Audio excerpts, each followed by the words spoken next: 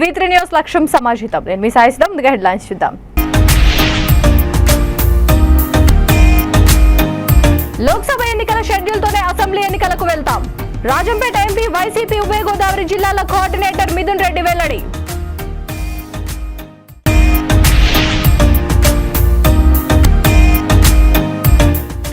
తెలంగాణపై ప్రతిపక్షాలది ఫేక్ ప్రేమ, కేసీఆర్ది ఫేవికాల్ ప్రేమ. ఆర్థిక మంత్రి హరీష్ రావు వ్యాఖ్య.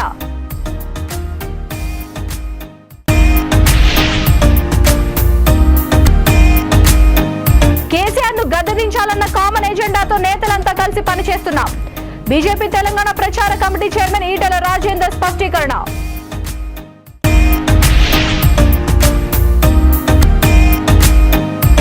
పోలవరం మట్టిని దోచేసే పనిని మొదలుపెట్టిన మంత్రి అంబటి రాంబాబు. టీడీపీ సీనియర్ నాయకుడు దేవినేని ఉమామహేశ్వరరావు ఆరోపణ. ఇక డీటెయిల్స్ చూస్తే వైఎస్ఆర్ కాంగ్రెస్ పార్టీ ముందస్తు ఎన్నికలకు వెళ్తుందంటూ వస్తున్న ప్రచారంలో ఎలాంటి వాస్తవం లేదని పార్టీ ఉభయ గోదావరి జిల్లాల కోఆర్డినేటర్, కడప జిల్లా రాజంపేట ఎంపీ మిథున్ రెడ్డి స్పష్టం చేశారు. కాకినాడలో మీడియాతో ఆయన మాట్లాడుతూ తాము లోక్సభ ఎన్నికల షెడ్యూల్తోనే ఎన్నికలకు వెళ్తామని స్పష్టం చేశారు. ఆంధ్రప్రదేశ్లో ముందస్తు ఎన్నికలు జరిగే అవకాశం లేదన్నారు. 5 ఏళ్లు పాలించాలని ప్రజలు తమకు అధికారాన్ని అప్పగించారని, అందువల్ల వచ్చే ఏడాదిలో పార్లమెంట్ ఎన్నికలతో పాటు ఏపీ అసెంబ్లీకి ఎన్నికలు జరుగుతాయని స్పష్టం చేశారు. ముందస్తు ఎన్నికలు జరుగుతాయని టీడీపీ, జనసేన చేస్తున్న ప్రచారాన్ని తీవ్రంగా ఖండించారు. ఆయా పార్టీల క్యాడర్లలో ఉత్సాహం నింపేందుకు ముందస్తు ఎన్నికల అంశాన్ని ఆ పార్టీలు తెరపైకి తెస్తున్నాయని వ్యాఖ్యానించారు. కాపు ఉద్యమ నేత, మాజీ మంత్రి ముద్రగడ పద్మనాభం వైఎస్ఆర్ కాంగ్రెస్ పార్టీలో చేరుతామంటే తాము స్వాగతిస్తామని అన్నారు. ముద్రగడ లాంటి నాయకులు తమ పార్టీలో చేరితే మరింత బలోపేతం అవుతుందని చెప్పారు. అయితే ముద్రగడ పార్టీలో చేరే విషయంలో సీఎం జగన్ స్థాయిలో నిర్ణయం తీసుకోవాల్సి ఉంటుందన్నారు. ప్రత్యక్షంగా గాను పరోక్షంగా కూడా ఈరోజు చంద్రబాబు నాయుడు గారు ముఖ్యమంత్రి కావాలనే ఒక అలయన్స్లో భాగంగా ఈరోజు పవన్ కళ్యాణ్ గారు మాట్లాడుతున్నారు. ఇవన్నీ కూడా ఇక్కడికి వచ్చి మాట్లాడే అంటే చాలా ఉద్వేగంగా మాట్లాడడము, ఇవన్నీ కూడా ఒక స్ట్రాటజీలో భాగమే. ప్రజల్ని లేకపోతే ఆయన అభిమానుల్ని రెచ్చగొట్టి ఎక్కువ ఓట్లు వాళ్ళ అలయన్స్కు రావాలని చెప్పి ఒక ప్రయత్నం చేస్తున్నారు. ప్రజలు ఈరోజు ముఖ్యమంత్రి గారు జగన్మోహన్ రెడ్డి గారు చెప్పిన దాని మీద ఎలక్షన్ ఉంటుంది. జగన్మోహన్ రెడ్డి గారు కావాలా, జగన్మోహన్ రెడ్డి గారు వద్దా, దాని మీద ఎలక్షన్ ఉంటుంది. ఖచ్చితంగా ఈరోజు బెనిఫిట్ అయిన వాళ్ళు ముఖ్యమంత్రి గారు ఎక్కడ దేశంలో ఏ ముఖ్యమంత్రి గారు చెప్పని విధంగా చెప్పారు. మా వల్ల మీకు బెనిఫిట్ అయితే మాకు ఓట్లు వేయండి, లేకపోతే మమ్మల్ని మీరు ఓట్ చేయొద్దండి అని చెప్పి అంత ఓపెన్గా ముఖ్యమంత్రి గారు చెప్పి అంత ధైర్యంగా ఈరోజు చెప్పారు. రకరకాల ప్రోగ్రామ్స్తో కూడా ఈరోజు గడప గడపకు ఎమ్మెల్యేలు వెళ్తూ ఉన్నారు, వాళ్ళ ఇష్యూస్ సార్ట్అవుట్ చేస్తూ ఉన్నారు. ఇంకా కూడా జగనన్న సురక్ష అని చెప్పి ప్రజలకు ఎన్ని విధాలుగా మేలు చేయాలో అన్ని విధాలుగా మేలు చేసి ప్రజల దగ్గరికి వెళ్ళి మ్యాండేట్ కోరాలని చెప్పి వైఎస్ఆర్ కాంగ్రెస్ పార్టీ డిపెండ్ అయిన ఈరోజు భావిస్తూ ఉంది. ఈరోజు మా స్ట్రాటజీ కూడా అదే, ప్రజలతో నేరుగా సంబంధాలు పెట్టుకొని ఈరోజు గెలవాలన్నదే మా స్ట్రాటజీ అని చెప్పి కూడా మీకు తెలియదు. ముద్రగడ పద్మనాభం గారు చాలా సీనియర్ లీడరు. తప్పకుండా అలాంటి పెద్దలు వైఎస్ఆర్ కాంగ్రెస్ పార్టీలోకి వస్తే మేము తప్పకుండా ఆహ్వానిస్తాం, అంత పెద్ద లీడర్లు వస్తే. కాకపోతే ఇది ముఖ్యమంత్రి గారు ముద్రగడ్డ గారు మాట్లాడి తీసుకోవాల్సిన నిర్ణయం. బట్ మా మటుకు అయితే వ్యక్తిగతంగా అయితే ఖచ్చితంగా ఆయన చాలా గొప్ప లీడరు. అలాంటి వాళ్ళు పార్టీలో ఉంటే ఖచ్చితంగా మేము వైఎస్ఆర్ కాంగ్రెస్ పార్టీ బలపడుతుందని చెప్పి కూడా మేము భావిస్తున్నాం. రెగ్యులర్ ఎంపీ ఎలక్షన్ షెడ్యూల్తోనే ఖచ్చితంగా మా ఎమ్మెల్యే ఎలక్షన్ కూడా జరుగుతుంది. మేము ముందస్తు వెళ్ళినా మాకు అడ్వాంటేజ్ లేదు, ఎంపీ ఎలక్షన్తో వెళ్తేనే మాకు అడ్వాంటేజ్ ఉంటుందని చెప్పి కూడా మేము భావిస్తున్నాం. ఇప్పుడు కేసులు తీయడం అనేది ఒక ప్రొసీజర్ ఉంటుంది. ఖచ్చితంగా ఆ రోజు మన విశ్వరూప్ గారు, మంత్రి గారు, అదేవిధంగా పొన్నాడ సతీష్ గారు రిక్వెస్ట్ మేరకు కేసులు డ్రాప్ చేయమని ముఖ్యమంత్రి గారు చెప్పారు. ప్రాసెస్లో ఉంది. ఎవ్వరు కూడా దాని గురించి అధైర్యపడాల్సిన పని లేదు, బాధపడాల్సిన పని లేదు. అన్ని కేసులు కూడా డ్రాప్ అయిపోతాయి. ఏదైతే విశ్వరూప్ గారు, సతీష్ గారు ఆ రోజు ముఖ్యమంత్రి గారిని కలిసి ప్రకటించారు, ఆ మాటకు కట్టుబడే ఉన్నాము. ఖచ్చితంగా ఆ ప్రాసెస్లో భాగంగా ఇవన్నీ కూడా త్వరలోనే కేసులన్నీ కూడా తీసేస్తారని చెప్పి కూడా సార్ ఇప్పుడు మెజార్టీ పడిపోయింది. ఇక్కడ అమ్మఒడి ఏం చేశారంటే ఫేస్ వైజ్ పెట్టారు. అమ్మఒడి ఎలా పెట్టారంటే ఫేస్ వైజ్ పెట్టి ఎమ్మెల్యేలు ఎవరైతే బెనిఫిషరీస్ ఉన్నారో వాళ్ళతో కూడా ప్రోగ్రామ్స్ చేసి ఫేస్ వైజ్ అయ్యేటట్టు పెట్టారు. సో ఫైనాన్స్కు లేకపోతే వీటికి ఎక్కడ సంబంధం లేదు, కానీ ఏవైతే ఈ షెడ్యూల్ ఇచ్చారో ఆ షెడ్యూల్లో భాగంగా పేమెంట్లు అవుతాయి, దాంట్లో ఎక్కడ కూడా ఇబ్బంది లేదు. సార్ అంటే లోకల్గా ఉన్న తీసుకెళ్తామన్నా నేను కన్నబాబు అన్న గారు ఇద్దరు కూడా ముఖ్యమంత్రి గారి దృష్టికి తీసుకెళ్ళి మీకు రెస్పాండ్ కూడా అవుతాం త్వరలో. Thank you. ఒక్కొక్క పార్టీకి ఒక స్ట్రాటజీ ఉంటుంది. ఈరోజు ప్రతిపక్ష నాయకులు ఏమంటే మిగతా ఇప్పుడు కాకినాడ జిల్లా అంటే కాపులకు ఒక ముఖ్యమైన బేస్ అది. సో ఇక్కడ కాపు ఎమ్మెల్యేలని మాట్లాడితే రేపు రివర్స్ అవుతుందని ఒక భయంతో కేవలం అతను ఒక్కరిని సింగిల్ అవుట్ చేసి అతను ఒక్కరిని మాట్లాడడం జరిగింది. ఇది పొలిటికల్ స్ట్రాటజీ. మమ్మల్ని అందరినీ కూడా ఇక్కడికి వచ్చి కోస్తాకు వచ్చి మమ్మల్ని కూడా తిట్టారు. మాకు అసలు ఇక్కడ ఓటు కూడా లేదు. ఇవన్నీ పొలిటికల్ స్ట్రాటజీ. ఏదో ఒక విధంగా తీసుకొచ్చి ఒక క్యాస్ట్ పరంగా పోలరైజ్ చేయాలని ఒక ప్లాన్ అది. మనకన్నా ప్రజలు చాలా తెలివిగా ఉన్నారు. ఇలాంటివి అన్నీ కూడా ప్రజలు బాగా గమనిస్తారు.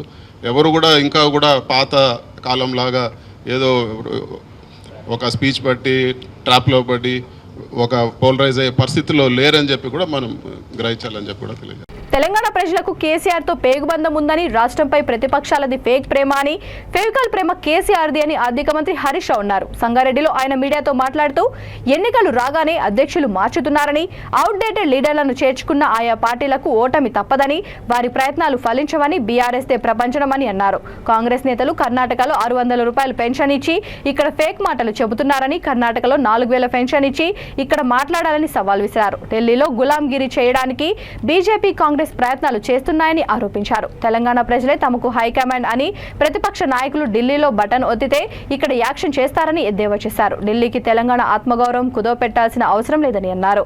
తెలంగాణకు కోచ్ ఫ్యాక్టరీ కావాలంటే ప్రధాని మోడీ వ్యాగన్ యూనిట్ ఇచ్చారని మండిపడ్డారు. 20,000 కోట్ల కోచ్ ఫ్యాక్టరీ ఎక్కడా, 5,000 కోట్ల వ్యాగన్ ఫ్యాక్టరీ ఎక్కడా అని అన్నారు. గుజరాత్కి లడ్డు తీసుకుపోయి తెలంగాణకు పిప్పర్మెంట్ ఇచ్చారని ధ్వజమెత్తారు. సహజంగా ఇచ్చే కేటాయింపులకు బీజేపీ వాళ్ళు చంకలు గుద్దుకుంటున్నారని వ్యాఖ్యానించారు.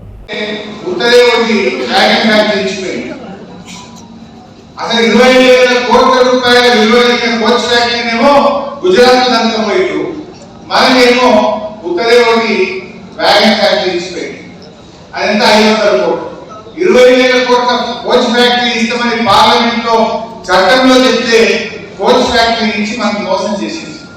అంటే మనకు లడ్డు దక్కాల్సిన చోట పిప్పర్మెంట్ ఇచ్చి సంకల్పించుకోవటం ఈ బీజేపీ నాయకులు, స్థానిక బీజేపీ నాయకులు.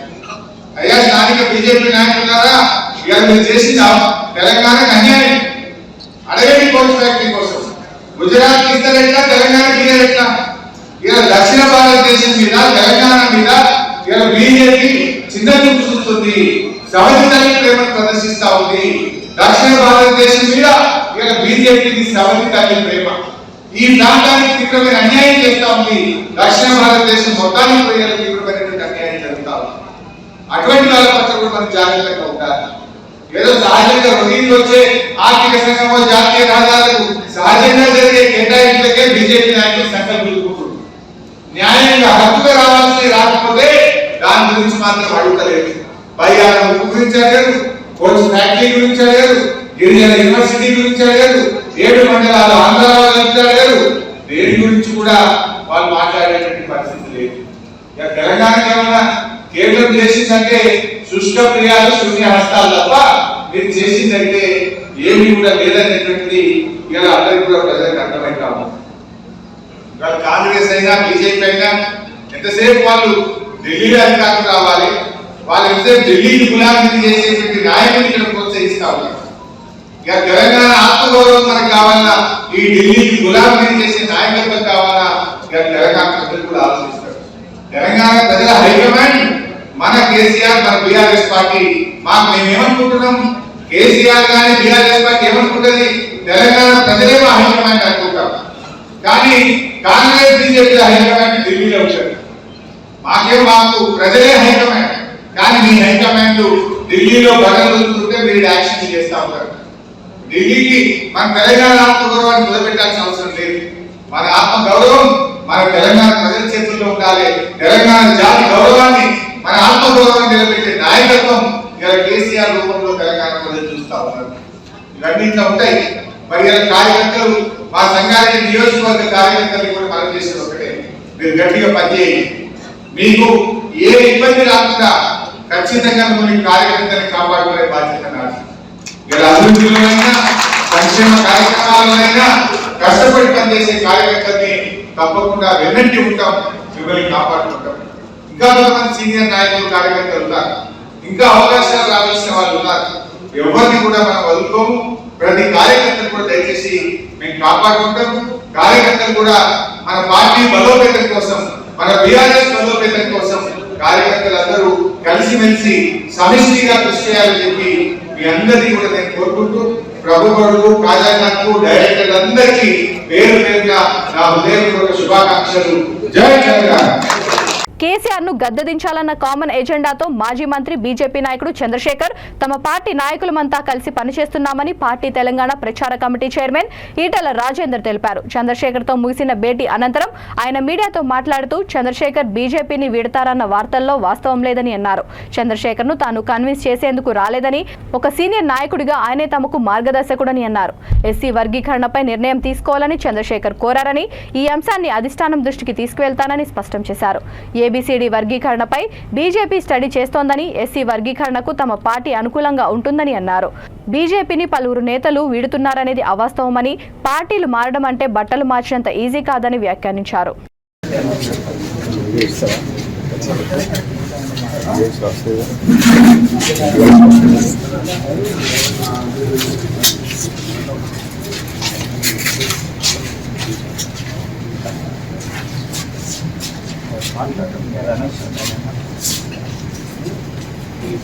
ఏం కావాలి మీకు? చర్చలు జరిగినాయి సార్. చంద్రశేఖర్ జయించారా? కె చంద్రశేఖర్ గారు అతి చిన్న వయసులోనే ఎమ్మెల్యే అయినటువంటి వ్యక్తి. నాకు తెలిసి 2 సార్లు మంత్రిగా,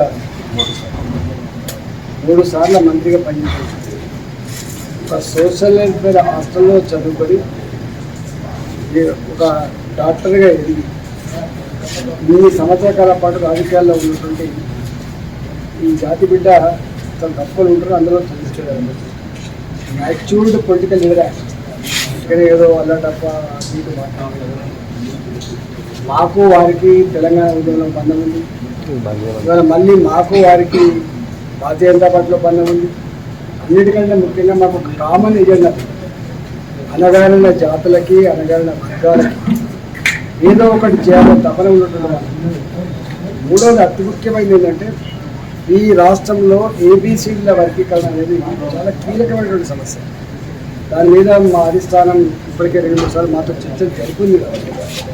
కర్ణాటకలో ఇప్పటికే ఏబీసీల వర్గీకరణ గురించి భారతీయ జనతా పార్టీ హామీ ఇచ్చింది. కాబట్టి తెలంగాణలో కూడా ఏబీసీల వర్గీకరణ సమస్య మీద భారతీయ జనతా పార్టీ కమిట్మెంట్తో ఉంది. దాన్ని చేయించాలనేటువంటి దాంట్లో ఉన్నాం. కాబట్టి అనేక రకాల కామన్ ఇష్యూస్ ఉన్నాయి. అన్నిటికన్నా ముఖ్యంగా మేము మిత్రులం, అంటే పార్టీలు కాకపోయినా మేము మిత్రులుగా ఎప్పుడైనా పెంచుతూ ఉంటాం. ఒకటి మాత్రం సత్యం, కేసీఆర్ గారిని గద్దెదించే ఈరోజు పార్టీలో జరుగుతున్న విషయాల పట్ల రాజేందర్ గారు నేను చర్చ చేసినాము. పార్టీ బాగుపడాలి, పార్టీ డెవలప్ కావాలి, ఎట్లయితే డెవలప్ అవుతుంది అనే దాని మీద చర్చ చేసినాము. అది ఒక నిర్ణయానికి రావచ్చు. ఏ విధంగా అయితే ఈరోజు మేము ఒక పార్టీలో ఉన్నాం కాబట్టి ఆ పార్టీ బాగుండాలని చెప్పేసి ఆలోచన చేస్తున్నాం. అదే మేము చర్చ చేస్తున్నాం. ఈవినింగ్ ముఖ్య నేతల సమావేశం ఉంది, ఆహ్వానం ఉందా? మాకేం ఆహ్వానం లేదు, కానీ ఒకవేళ అవసరమైతే డెఫినెట్గా పోతాం.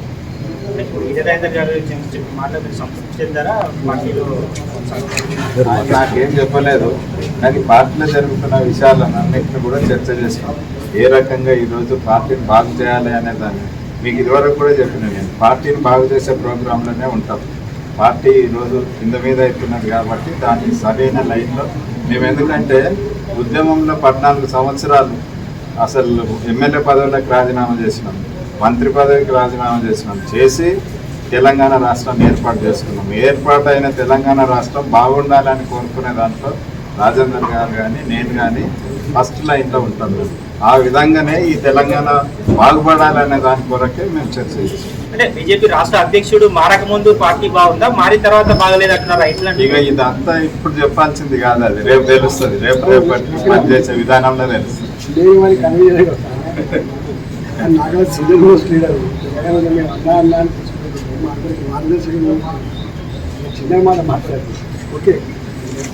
మంత్రిగా ప్రమాణ స్వీకారం చేసిన మరుక్షణం నుంచే రాష్ట్రంలోని ప్రాజెక్టుల నిర్మాణంపై దృష్టి సారించకుండా పోలవరం మట్టిని దోచేసే కార్యక్రమాన్ని అంబటి రాంబాబు మొదలుపెట్టారని టీడీపీ సీనియర్ నాయకుడు మాజీ మంత్రి దేవినేని ఉమామహేశ్వరరావు ఆరోపించారు. ఎన్టీఆర్ జిల్లా మైలవరం నియోజకవర్గంలో రెండో రోజు భవిష్యత్కు గ్యారంటీ చైతన్య రథయాత్ర కొనసాగింది. వైకాపా ప్రజాప్రతినిధులు కొట్టేసిన కొండలు గుట్టలు దోచేసిన పోలవరం మట్టి ప్రాంతాలను ఆయన పలువురు నాయకులతో కలిసి సందర్శించారు. ఈ సందర్భంగా ఆయన మాట్లాడుతూ కొండలు గుట్టలు కొట్టేసిన వారిలో ఎంపీ నందిగాం సురేష్, అవనిగడ్డ ఎమ్మెల్యే రమేష్, మంత్రులు జోగి రమేష్, పెద్దిరెడ్డి రామచంద్రారెడ్డి అనుచరులు ఉన్నారని ఆరోపించారు. వారంతా విచ్చలవిడిగా దోపిడీకి తెరలేపారని ధ్వజమెత్తారు. ఈ పోలవరం మట్టి కొండలో కొన్ని వందల అడుగులు చూడండి, అక్కడ హైట్ చూడండి. ఆ మేరకు ఇక్కడ పోలవరం రైట్ కెనాల్ తవ్విన మట్టి అంతా కూడా భవిష్యత్తు అవసరాల కోసం చంద్రబాబు నాయుడు గారు భావితరాల కోసం ఆ మట్టి దాస్తే ఈ వైఎస్ఆర్ దుర్మార్గులు గుంటూరు జిల్లాలో అక్కడ పార్లమెంటు సభ్యుడు నందిగం సురేష్ అనుచరులు, విజయవాడలో మల్లాది విష్ణు అనుచరులు, అవనిగడ్లో సింహాద్రి రమేష్ అనుచరులు, ఇక్కడ మైలవరంలో ఎమ్మెల్యే వసంత కృష్ణప్రసాద్ బావమద్ది వాళ్ళ అనుచరులు, అట్లాగే ఎమ్మెల్సీ రఘురాం వాళ్ళ అనుచరులు, పెద్దిరెడ్డి రామచంద్రరెడ్డి వాళ్ళ అనుచరులు, కడప జిల్లా జగన్మోహన్ రెడ్డి గారి బంధువులు, స్నేహితులు, వాళ్ళ శ్రేయోభిలాషులంతా ఈ పోలవరం మట్టిని బయట ప్రాంతాలకు తరలిచ్చారు. వీళ్ళే కాకుండా ఇంకా ఆనకొండ అంబటి రాంబాబు ఇరిగేషన్ మంత్రి ఈ కొండ ఖాళీ చేసినందుకు ఒక్క క్షణం కూడా ఇరిగేషన్ మంత్రిగా కొనసాగే హక్కు ఈ సంబరాల రాంబాబు అంబటి రాంబాబుకు లేదు. కంచే చేను వేసింది, ఇక్కడ కంచే చేను వేసింది. కాపాడాల్సిన ముఖ్యమంత్రి వేశాడు, కాపాడాల్సిన ఇరిగేషన్ మంత్రి కాజేశాడు. అంటే కంచే చేను వేసింది. చూడండి, ఈ గుట్టలో కొండలో తాడేపల్లిలో, కొత్తూరు తాడేపల్లిలో, వెలగలేరులో, అట్లాగే ఇక్కడ గన్నవరంలో వంశీ అనుచరులు వాళ్ళ మనుషులు, ఇట్లా మొత్తం పందికొక్కుల్లాగా మొత్తం పోలవరాన్ని ఈ కృష్ణా జిల్లాలో టోటల్గా పోలవరం మట్టి దోశారు, చెరువుల్లో మట్టి దోశారు, ఇసుక దోశారు. మొత్తం ఎక్కడా కూడా మట్టి అనేది కూడా భవిష్యత్తు అవసరాల కోసం, గ్రామాల్లో రోడ్ల కోసం ఎక్కడా కూడా ఒక్క లారీ మట్టి కూడా మిగల్చకుండా ఎలా నాకేశారో చూడండి, ఎలా దోచేశారో చూడండి. ఉసూరు మండ ఉంది, ఇక్కడ పెద్ద పెద్ద కొండలు చూసేవాళ్ళు.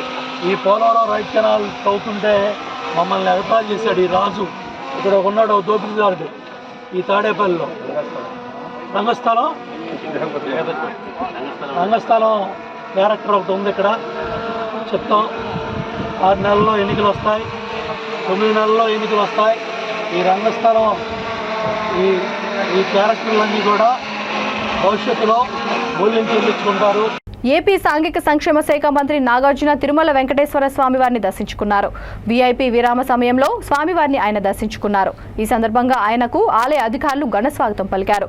దర్శనానంతరం రంగనాయకుల మండపంలో వేద పండితులు ఆశీర్వదించి తీర్థ ప్రసాదాలు అందజేశారు.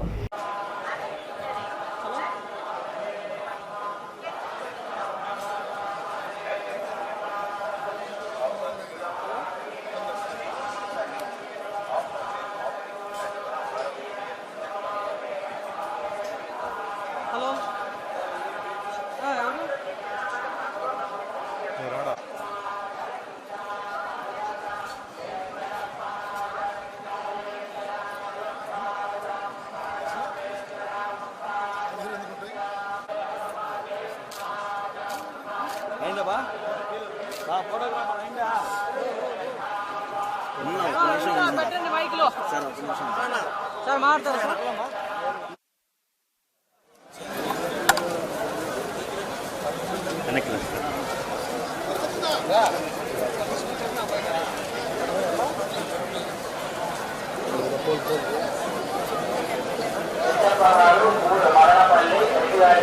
మీరు శ్రీవారి ఆలయం ఎదురుగా ఉన్న ప్రసార కేంద్రం వద్దకు వచ్చి కుమార్ గారిని కలుసుకోవలసిందిగా కోరుతున్నాము.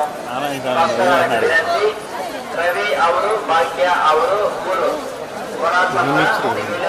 ದೇವಸ್ಥಾನಂ తెలంగాణ గిరిజన మహిళా సంక్షేమ శాఖ మంత్రి సత్యవతి రాథోడ్ తిరుమల శ్రీ వెంకటేశ్వర స్వామివారిని దర్శించుకున్నారు. తిరుమలకు వెళ్లిన ఆమె వీఐపీ విరామ సమయంలో స్వామివారిని దర్శించుకున్నారు.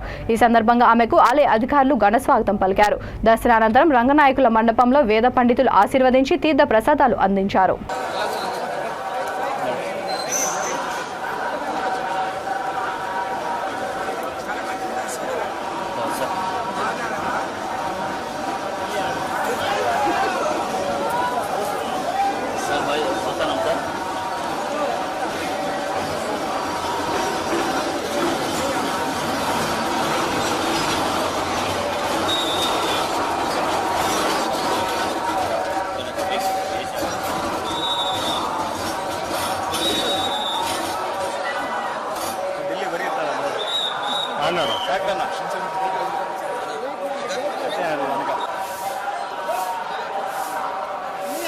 ఓకే మేడం వచ్చాను.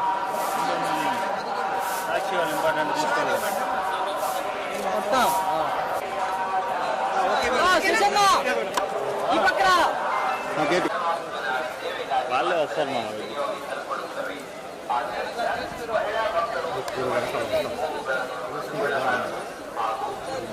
శ్రీకాకుళం జిల్లా ఇచ్చాపురం మున్సిపల్ పరిధిలోని పురుషోత్తపురం చెక్పోస్ట్ పై ఏసీపీ అధికారులు ఆకస్మిక దాడులు చేశారు. అక్రమ వసూళ్లకు పాల్పడుతున్నారనే ఫిర్యాదు మేరకు అధికారులు స్పందించారు. ఈ దాడుల్లో అక్రమంగా వసూలు చేసిన మొత్తాన్ని భారీగా అధికారులు గుర్తించినట్లు తెలుస్తోంది. ఏసీపీ డీఎస్పీ బీవీవీఎస్ రమణమూర్తి మీడియాతో మాట్లాడుతూ తమకు అందిన సమాచారం మేరకు దాడులు నిర్వహించామని తెలిపారు. సుమారు 24,000 అక్రమంగా వసూలు చేసినట్టు గుర్తించామని అన్నారు. ఇందుకు సంబంధించి 3 వ్యక్తులను అదుపులోకి తీసుకున్నామని చెప్పారు. దాడులలో ఏసీపీ డీఎస్పీతో పాటు సిఐలు భాస్కర్ రావు, హరి, ఎస్ఐ చిన్ననాయుడు ఉన్నారు.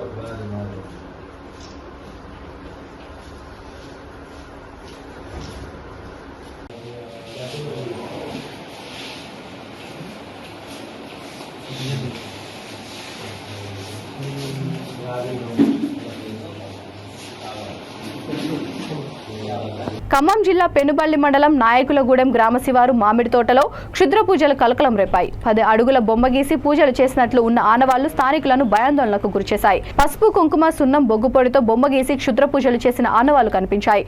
మనిషి ఆకారంలో ఉన్న బొమ్మ వద్ద ఓ మనిషికి సంబంధించిన ప్యాంట్, షర్ట్, బనియన్తో పాటు ఎముకలు, 2 నల్లకోళ్లు, కోడిగుడ్లు పెట్టినట్లు గుర్తులు ఉన్నాయి. విషయం తెలుసుకున్న పోలీసులు ఈ దిశగా విచారణ చేపట్టారు.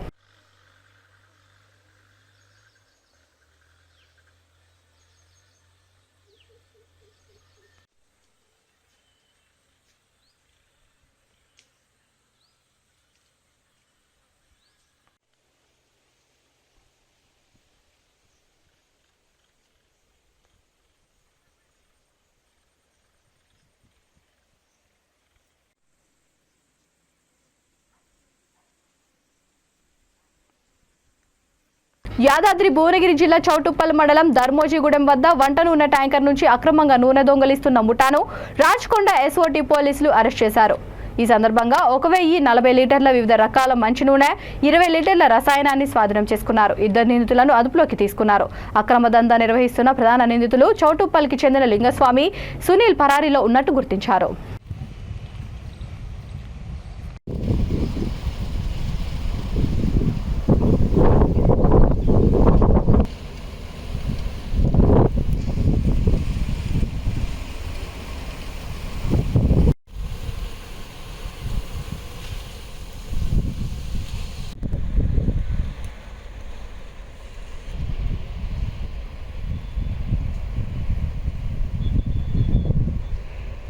తిరుపతి జిల్లా శ్రీకాళహస్తి సమీపంలోని మిట్టకండ్రిగ వద్ద ఘోర రోడ్డు ప్రమాదం చోటు చేసుకుంది. కారు లారీ ఢీకొట్టడంతో 6 మృతి చెందారు. మృతుల్లో 4 మహిళలు 2 పురుషులు ఉన్నారు.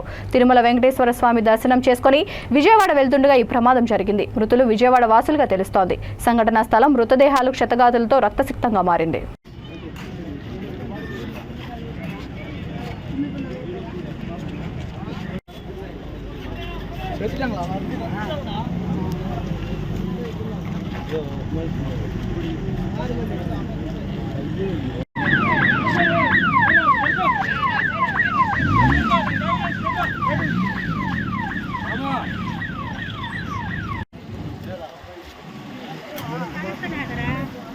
జ్వరం కాస్తున్నదిరా, ఒళ్ళు బాగలేదురా, పదరా పదరా, నేను వస్తాను, పదరా.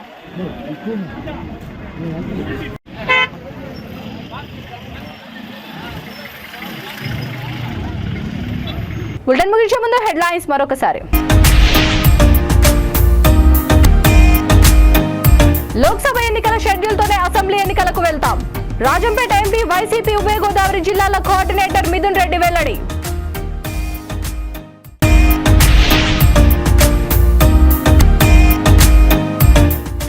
తెలంగాణపై ప్రతిపక్షాలది ఫేక్ ప్రేమ, కేసీఆర్ది ఫేవికాల్ ప్రేమ. ఆర్థిక మంత్రి హరీష్ రావు వ్యాఖ్య.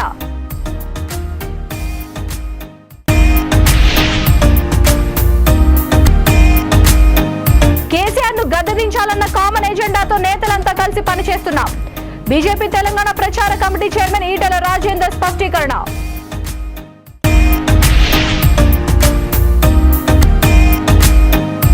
పోలవరం మట్టిని దోచేసే పనిని మొదలుపెట్టిన మంత్రి అంబటి రాంబాబు.